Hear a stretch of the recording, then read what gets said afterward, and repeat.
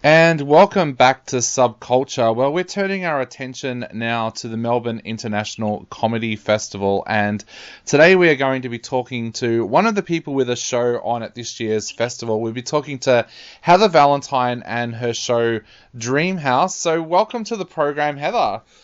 Thanks so much for having me, David. No problem. Now, Heather, I've just been reading through what Dream House is all about, and I am so excited about this show. So I was wondering if you could tell our listeners out there a little bit about what this show is all about and how it came into being. Yes, so Dream House is a story about Barbie and Ken. So I don't know if people know, but in 2004, Mattel actually put out a press release and split Barbie and Ken up officially. And so this story is about what happens after that. So Barbie goes on a bit of a journey of self-discovery to work out who she is without the story she thought her life was going to turn out as. It's going to be a lot of fun to tell through a number of different Barbies throughout the ages. And yeah. So what made you want to do this show? Have you always been a lifelong Barbie fan, or was it just something that came to you when you heard that announcement from Mattel?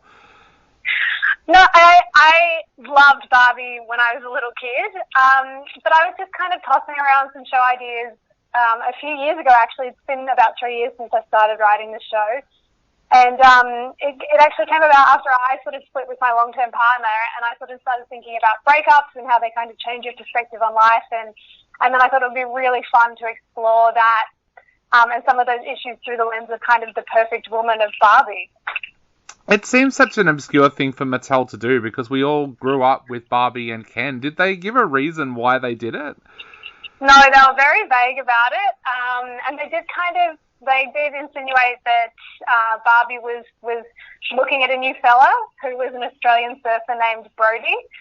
So I'm not sure if it was to sell some more toys, but they did actually in 2012, I think it's 2012 or 2011, they did actually reunite Barbie and Ken. Yep.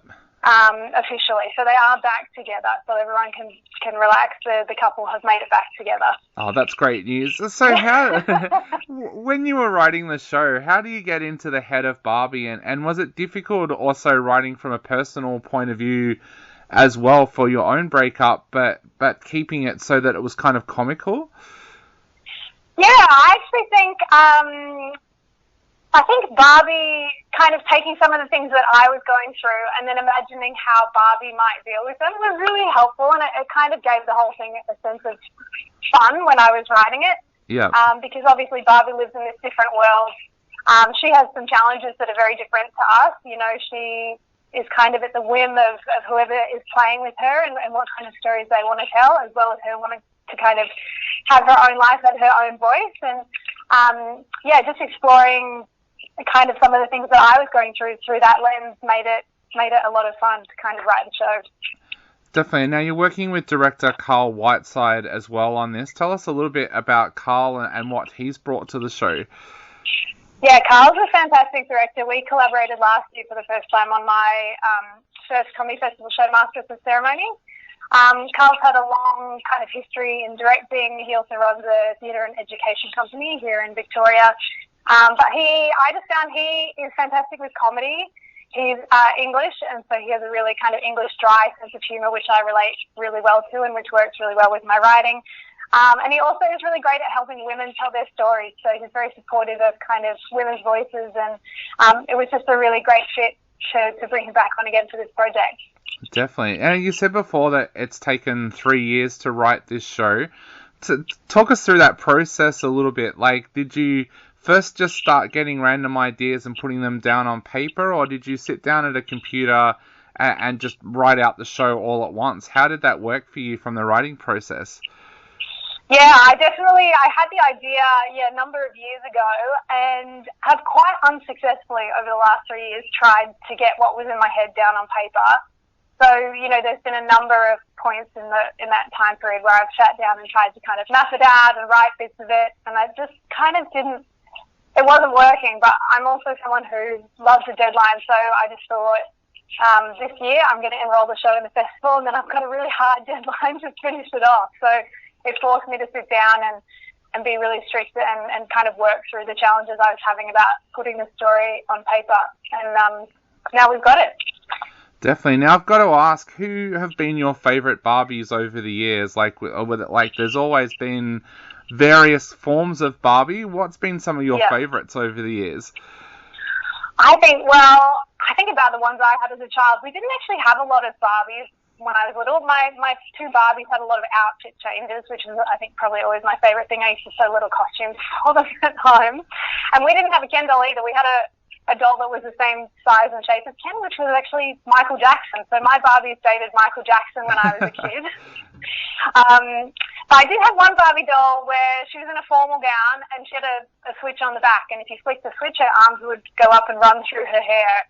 And I'd have to say, I don't know what she was called, but she was definitely my favourite. Yeah, my cousin didn't have a Ken doll either, and her Barbies all seemed to date my G.I. Joes and my Transformer, and I think even He-Man at one point. So I love that. Are things like that touched on in the show, like how some people didn't have a Ken, so Barbie was with kind of Transformers and things like that? Yeah, so I'm definitely a child of the 80s. There's a lot of kind of 80s nostalgia woven through the show, and there will definitely be some appearances from some of everyone's favourite 80s figurines and Transformers and characters. So there's lots of that in the show as well. My producer's just mouthing to me that her Barbie actually dated a Teenage Mutant Ninja Turtle, so... I love that. So for everybody out there, Dreamhouse is on from the 29th of March to the 1st of April at the Speakeasy Theatre in Flinders Street. Now, all the information will be up on our website, and you can grab tickets from comedyfestival.com.au. Heather, what would you like to say to people out there who are thinking about heading along and checking out Dreamhouse? We'd be really excited to have you there. We have a really limited season, so don't wait too long if you want to get tickets. They're selling pretty quickly, and I can guarantee it's going to be a good laugh and a fun night. Definitely. This is one of the shows that I cannot wait to see at this year's festival. And again, for all the listeners out there, Dreamhouse is on from the 29th of March to the 1st of April, and it's on at the Speakeasy Theatre in Flinders Street. All of the information is up there on comedyfestival.com.au and right below where you found this interview online as well.